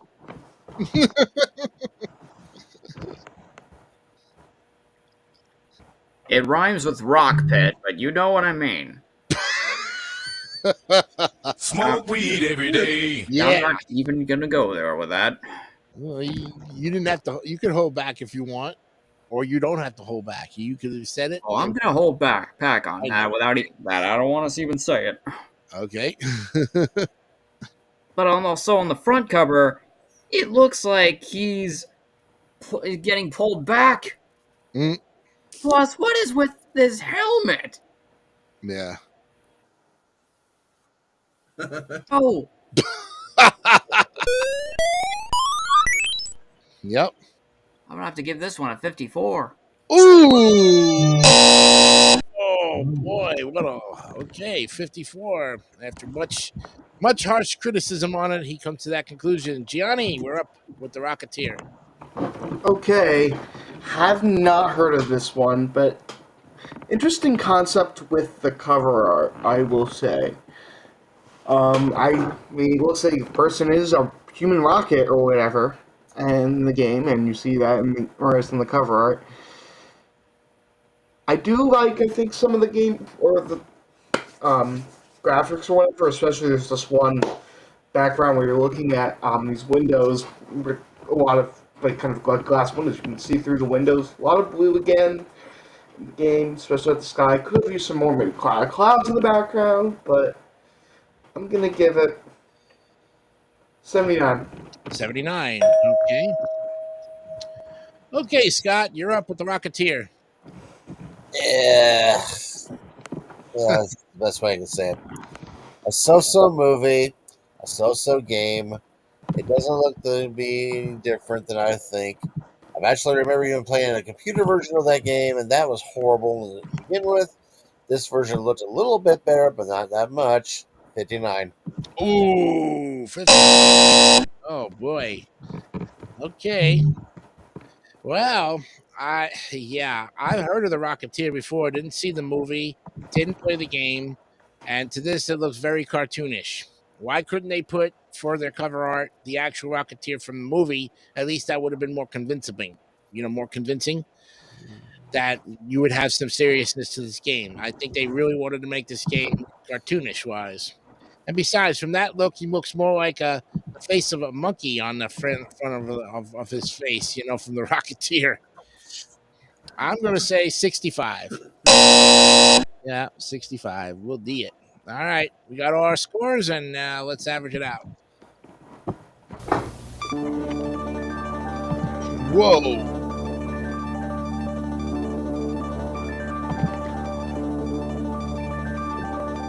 It's going up to the C tier, guys. 71.2. Oh, just barely passed. Wow. Okay. All right. Next up, looking at looks like Rockin' Cats. Yes. Oh my gosh. All right. Let me give you the lowdown about Rockin' Cats here. It's a platform video game produced by Atlas Software in '91 for the side-scrolling game involves the adventures of an anthropomorphic cat in his quest to defeat a criminal gang of dogs that has taken over New York City. So Willie is the main character. He's a rising young jazz cat in New York City who goes by the stage name of the Rockin' Cat. However, the local crime boss Muggsy kidnaps Willie's girlfriend, Jill. And to rescue Jill and defeat the gangster, Willie must venture through 7 different levels or channels from a television set that feature various themes, thugs, and bosses. Wow. Rockin' Cats garnered average reviews from the critics. I would think so, considering it looks more like Tom's brother from Tom and Jerry. Yep. All right. We got that all done. So now we go to Andrew Hocking with his look at Rockin' Cats. So, once again, never heard this game. And I look at the cover like, oh, jeez. What is wrong with this cover? You know what? I'm going to give this one. Whoa, 58. Okay. I think that's your second F tonight, isn't it, Andrew, or first? Can't tell. I believe this is the first. First F tonight. Yeah, after all those hundreds to give it that low of a score. All right, 58. Now we go to you, Bogart, with the Rockin' Cats. I'll tell you what's wrong with this cover. That blue cat on top of the dog.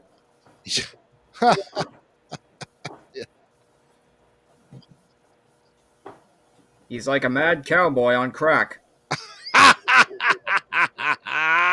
Smoke weed every day.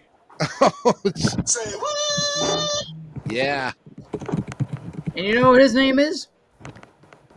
I'm reading it on the back cover. His name is Willie. Willie the Jazz Cat, yes. I know another Willie. He's a bee. But he's supposed to rescue his girl, Jill. Yep. Willie and Jill went up a hill. Well, Jill went up a hill. And died on the platform. Yep. Nels and Jill went up a hill so that Nels could get roasted. Yeah, not only that, let's going back to the gameplay images. Is one of them it doesn't make any sense, and another, why is there a wheel, a game show wheel, an actual game It's show on wheel? television. It's a tough. And on the bottom right one, there's like a boss baboon. or a boss gorilla, whatever that is. Yeah. I'm gonna have to get one at 58. Yeah. Andrew gave it a 58. Yeah, that's what I'm giving it. You're doubling up. Oh my goodness. Okay, 258s. Wow. Okay. All right, Gianni. Will you fail it, or something above that? This I will say this kind of does look like a silly game or whatever. I don't really know what they were thinking when they made this game. Another where they were probably like, smoke weed every day, but they made this. AVGN would probably said the same thing. I'll give you a smoke weed. Smoke weed every day. That's exactly what they were doing Yep. when they were doing this. Make another little kids game. I feel like looks similar to Roger Rabbit. I don't know why. Yep. Yeah, I do like this one screenshot of like these diamond circles or spades or whatever, red, yellow, and blue. I don't know what is going on the walls there. I don't know what exactly you're doing in this game, but to answer your question, yes, I am gonna have. Well, yeah, we'll fail it. 58. Third double, 58. Oh! You guys are keeping consistent with it, you know. Okay, Scott. I can't wait to hear this review of Rockin' Cats. Okay, I'll go ahead and tell you right now. I will not fail this game like my other three have. This game looked pretty cool. I love the graphics. I like the fact it's colorful. It's Atlas. Of course, they make damn good games. One thing I see here, I see like a glove, gun here. Kind of reminds me a lot of Bionic Commando and points, though. Mm-hmm. That is amazing, though. This game looks fun. It's got great music. I think it looks impressive. I'm sorry, guys, but no failure here. 95. 95. Wow. I tell you, difference of opinion, when you think about it. Okay, Mark. Yeah, what the heck?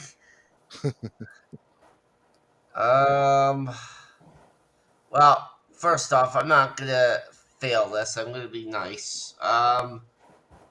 77. 77. Okay. All right. Well, the cat reminds me of Tom's brother, Tom and Jerry Cat. Tom Cat. So, I mean, naming a cat Willie, really, I mean, this reminds me of Kid Video, because the cats, they have the Jazz Cat, But I Mhm. thought there was another. I thought there was another cat that was Jazzy. Well, I thought it was Heathcliff. Could be wrong. I've been thinking about the Cadillac cats. The other cats that were with the Heathcliff cartoon there. Yeah. Well, I remember Kid Video had a cat villains. The villains were cats for some reason or another. This looks like a very cartoonish cover to me, very much. And I've never played the game before, and I don't know. Oh yeah, it's a side-scrolling game, so it looks like he's shooting battle toads almost with his arm. Yeah, it looks like Double Dragon almost a little bit too, for that matter. It might have some possibilities, but I'm definitely going to fail it and go with a 55. Yeah. What the hell is that? A bee? What is that?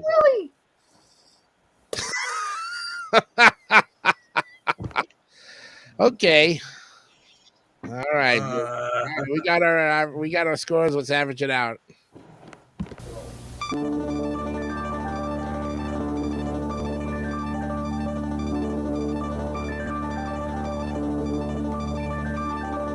I tell you one thing, you can all thank Scott for saving this game because it's a savior game. It's 80.2. Yep, going into the B tier actually. Can you believe that? Wow. Because of how Scott's high score. Sky's hot score. Sky Scott's high score. Yep. 80.2. Yep.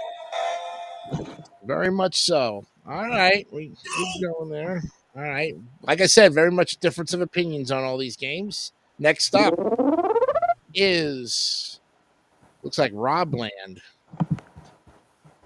Rodland is what we're looking at. Okay. This was put out by the Sales Curve and Jalico, December 11th, 1992. Let me put it up there. Whoops. Rodland. Wow. Yeah. Yeah. It's a platform game originally developed and published in the arcade, Scott, by Jalico. Uh-huh. And the player controls one or two fairies called Tam and Rit, armed with a magic wand or a rod.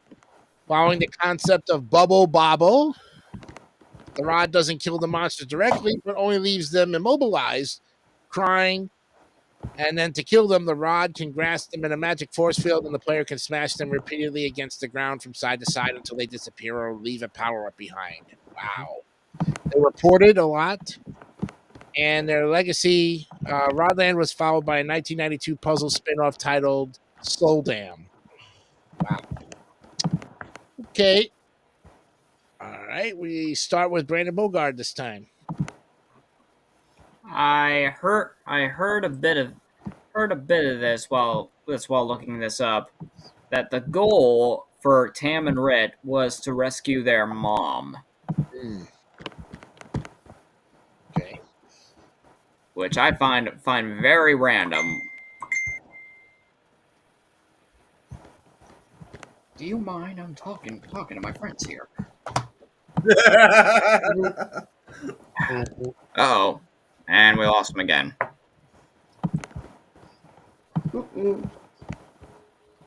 Uh-oh.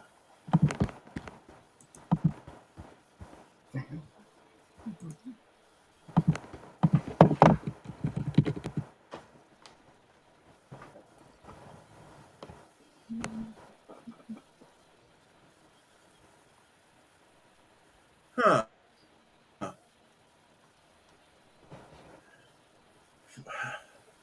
Oh, offline again. Folks, if you're watching, stick around, all right? It always happens before.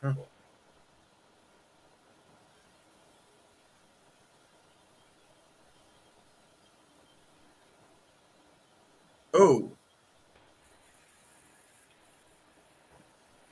Oh, there's Scott there.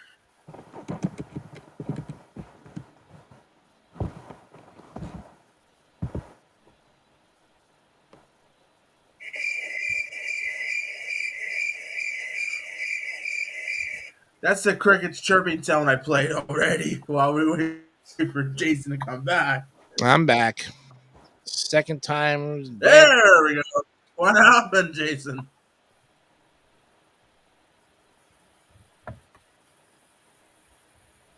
Oh! Uh-oh. No. 4 seconds later.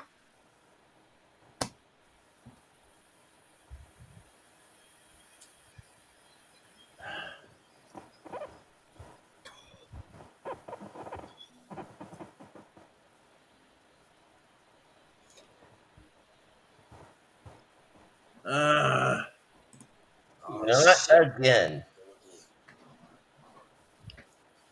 I don't believe it. Wow. Got it fixed, and then 4 seconds later, bing. Oh, I'm fixed. Computer. No, you're not.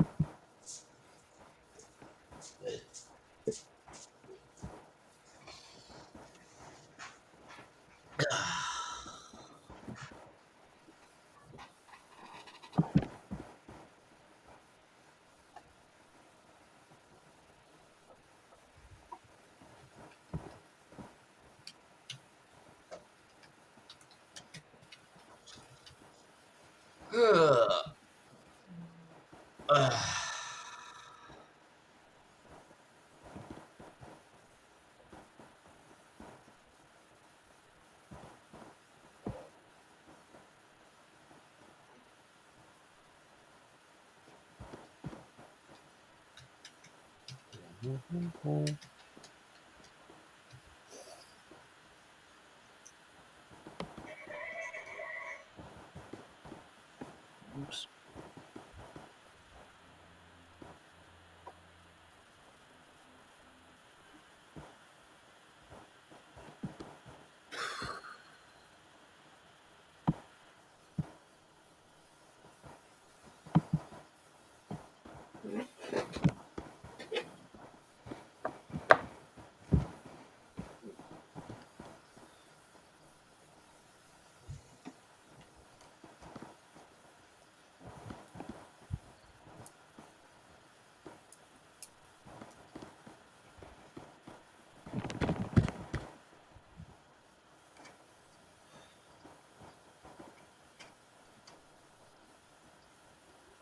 Okay.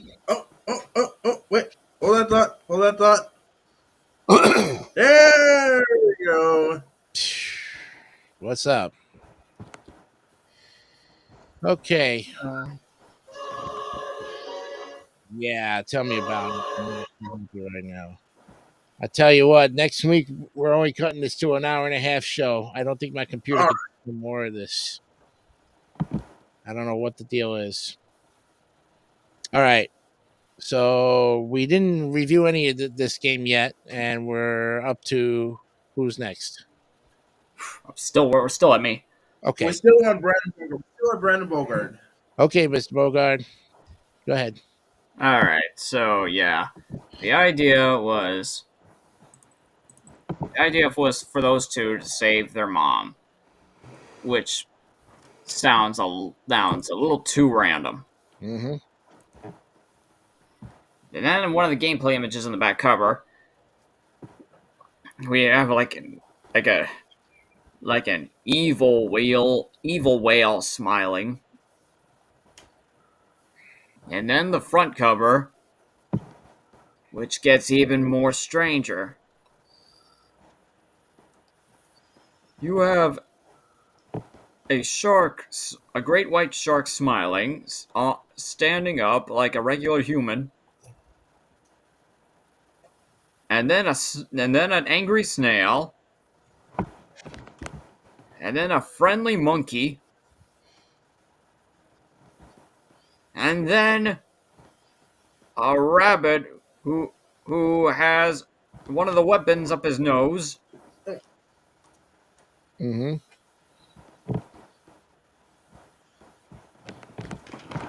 This is just so. Oh God, I'm still gonna give this a 76 regardless. Okay, 76. Oh, Okay. All right, Johnny, you're up. All right. Yeah, another one I've definitely not heard of. Rodland. It looks like another one of those like games, like games for like little kids or kiddie games or whatever. Little kind of silly idea for a game, and you can tell that right away from the colors they use on the title screen.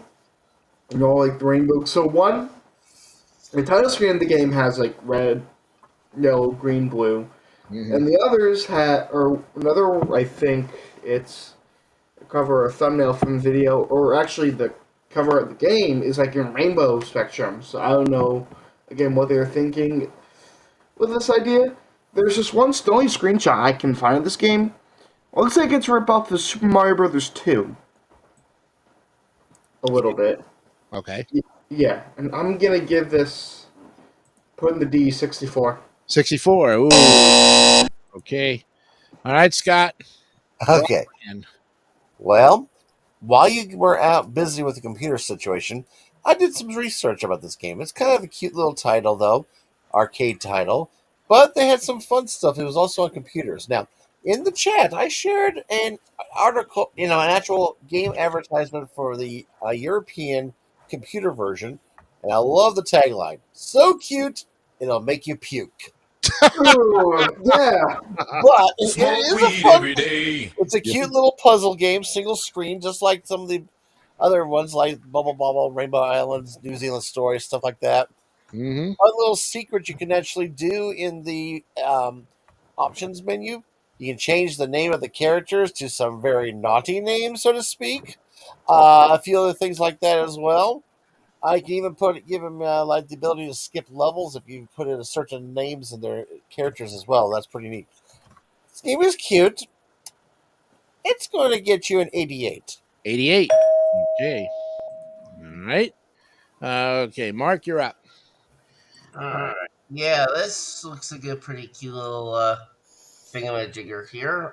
Let's give this the Wayne Gretzky Special 99. Whoa, 99. oh, Good. Okay.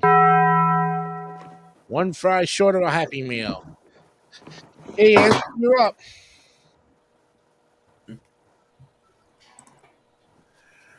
so I never heard of this game, and I look at the cover like, okay. This I know I see a shark. I see a whale right behind on the cover. Why is there a monkey hanging on the rabbit ears? Mm, Mm-hmm. I don't know. So for that, I agree with the king of New Jersey. I also get 64 as well. oh, go up on it with a 64. Okay. All right. Well, since I was trying to fiddle myself back into this whole discussion about a game that pretty much I don't have much information based on all you guys giving it to me, and I'm looking at it, looks more like something from Mushroom Land because there was a Japanese version of it called Yosai Monogatari. Wow. Yeah. Huh.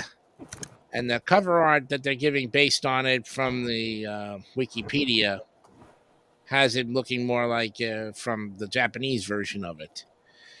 Yeah, I never played the game, and the cover art just does not sell me. So I'm failing it 50. 50, yeah. I'm just, you know me, I'm just not. All right, let's see what the average is.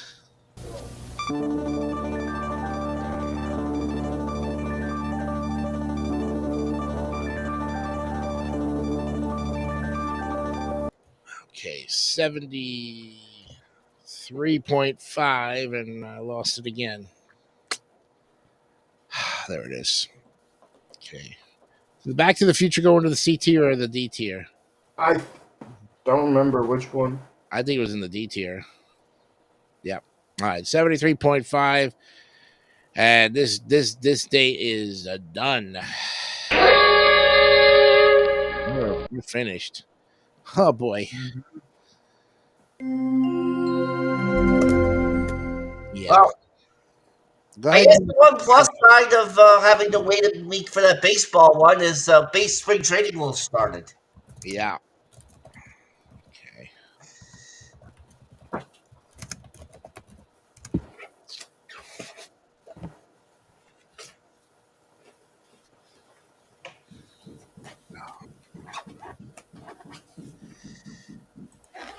And it looks like, yep, the Four Nations game is going into overtime. Oh God! Don't tell me what. Oh boy. No, this isn't. This one's Canada versus Sweden, Jason. It doesn't involve the U.S. Yeah. Oh wow, guys! I have to put all these games back in their respective orders because I did not log myself back in. Do you believe this crap? Wow. Oh man! God damn. Oh, I hate this. This is what happens when you. Well, what did we say about Robo Warrior? Was a C, right? Yeah. Robo Warrior was a C. River City Ransom was an A, right? Yeah. Okay. To save your thing, you must log yourself in. What the heck? You tell me I didn't log myself in before? Thanks. You could have sworn you were logged in. Well, when the computer crashes, everything resets itself. Yeah. Rain King was a A2, right? Yeah. Okay. All right. Looks like it's a full 10-minute 5-on-5 overtime, and then a shootout if need be. Okay, Rain King. Wow. Okay. Then we had Road Fighter. That was a B, right? I think so. Okay. Now, if this gets messed up here, I'll have to go back in and look and see. Yeah, Road Fighter was a B. Okay. And then that Road Blaster was an A. Yep. Definitely an A.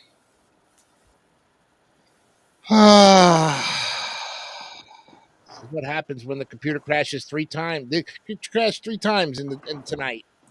Unbelievable. Not too happy about that. Am I going to get a new computer? Is the question. Yeah, right. Is everybody's like, you got to get a new computer? Robin Hood. What do we say? C.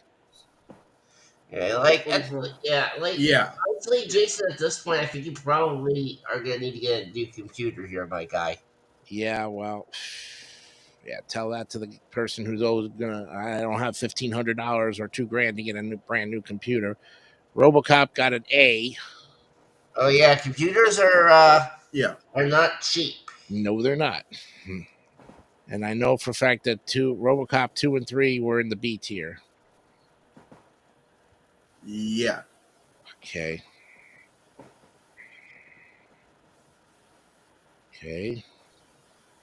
Because we said that, RoboCop 2 and 3 were pretty much B's, even though some of us gave it some other great scores, and there we go.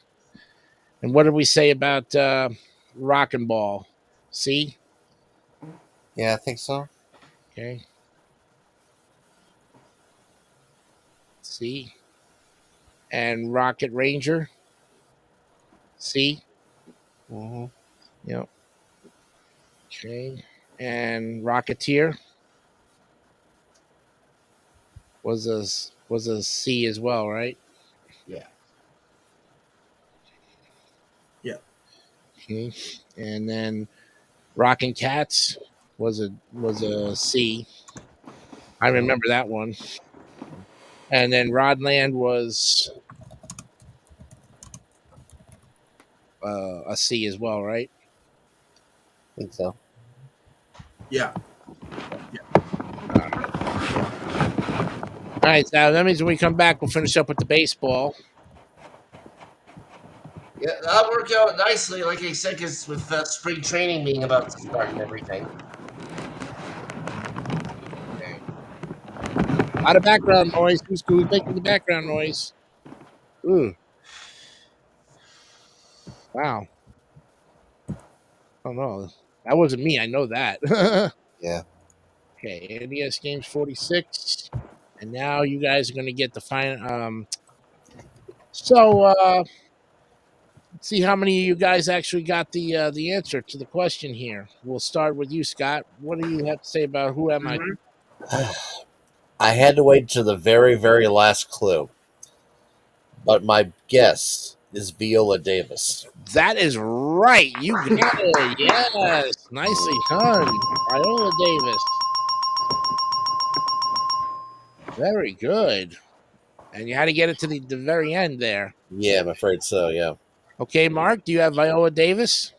Well, I must admit this Who Am I actually was a bit of a tough one today, but yeah, I think I can safely say Viola Davis. You got it. 2 for 2. Okay. All right, Andrew, what about you? I got this answer within this many clues, and I said this. Viola Davis, you got it. 3 for 3. Done. Okay, Mr. Bogard. Who'd you think it was? I just gave up. I didn't write down anything. Oh, nothing. No. No. All right, Johnny, you got Viola Davis? Well, like Seffi, I could not have figured. I couldn't figure out until from the whole game until the last clue on the musical instrument or classical instrument or whatever. And I said it was Viola Davis. You got it. All right, nicely done. She was a tough one, I'll tell you, but you guys pulled it out till the very end, and that's why they give you 9 clues. All right, so next week the program goes from 9 to 10:30. Okay. Yep, hour and a half, and then we'll go ahead and reveal the Who Am I or the What Am I, and that way my computer can get some rest. I think what I'm going to do is fire up my computer right at 8:30, so there's no situations of that. My apologies again for crashing on you guys. Hope you didn't have to wait too long for me to come back. In the meantime, thank you for continually tuning in. As they say, we had up to 4 people watching. That was pretty good. I'm impressed, But we'll see what happens next week on episode 47, and we'll be getting close to the end of February. Woo! All right. Till then, I'm Jason DeCanio for all of the Tier Masters. We'll see you next time on Wipe Those Tears. Have a good night. Bye-bye. Good night.